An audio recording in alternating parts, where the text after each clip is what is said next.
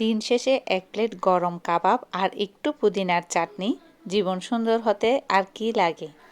ঈদের দিনগুলোতে যতই খাসি আর গরুর মাংসের রাজকীয় আয়োজন থাকুক না কেন, দিন শেষে ধোয়া ওঠা গরম ভাতের সাথে লাল টকটকে শুকনা মরিচ, শুটকি ভর্তা এগুলোই সবচেয়ে মজার। কোরবানির ঈদের 2 দিন পরে বাজারে গিয়ে যত রকমের সবজি তরকারি আছে, টমেটো, চিচিঙ্গা, তিতা করলা, শুটকি থেকে শুরু করে পটল, কাঁচামরিচ, কাঁকরোল, ঢেঁড়স সব ধরনের তরকারি নিয়ে আসছি। এভাবে এখন শুটকি দিয়ে রান্না করব আর তৃপ্তি ভরে খাবো। আর এদিকে তৈরি করে নিচ্ছি কাঁকরোলের ভর্তা।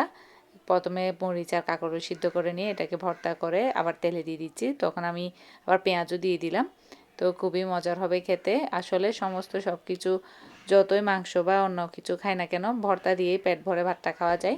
তো এখানে চাপা শুটকির ভর্তা করে নিব। চাপা শুটকিকে ভালো করে পরিষ্কার করে একটু তেলে ভেজে নিয়ে রসুন সহ এবার এগুলোকে ব্লেন্ড করে নিয়ে এভাবে এই তো আর একটুখানি তেলে দিয়ে দিলাম, সরিষার তেলে, কাঁচা পেঁয়াজটাকে অ্যাভয়েড করার জন্য। এই তো ভর্তা দিয়েই দিন শেষে খুব পেট ভরে ভাত খাওয়া যায় আলহামদুলিল্লাহ। তো এখানে অনেকগুলো কাঁঠাল আছে, একটা কাঁঠালের এতগুলো কোয়া মাশাল্লাহ। তো এতগুলো কোয়া তো একসাথে খাওয়া যাবে না, এতগুলো কাঁঠাল তো একসাথে খাওয়া যাবে না, তো কি করব, নষ্ট করে ফেলেও দিতে ইচ্ছে করছে না।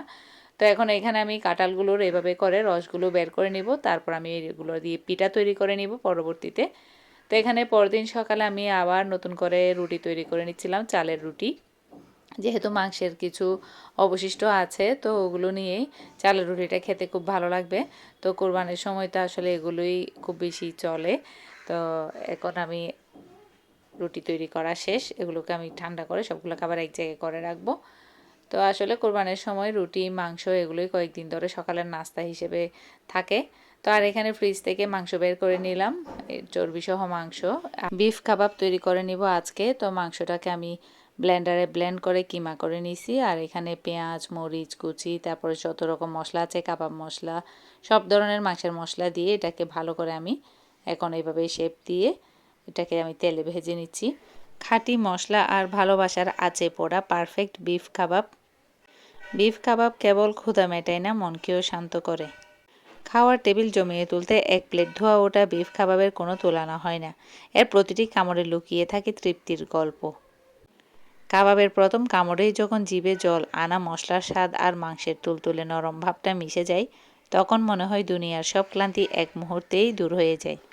পরোটা বা নানের সাথে এই বিফ কাবাবটা খেতে খুবই মজার, সাথে একটু পুদিনা চাটনি, একটু রায়তা তৈরি করে নিলে খুবই মজার হয় খেতে। একেবারে গরম গরম ধোয়া ওটা কাবাব আর সাথে পরোটা বা নান আর একটু সালাদ আর পুদিনার চাটনি, টেস্টটাই অন্যরকম। আজকের জন্য এই পর্যন্তই।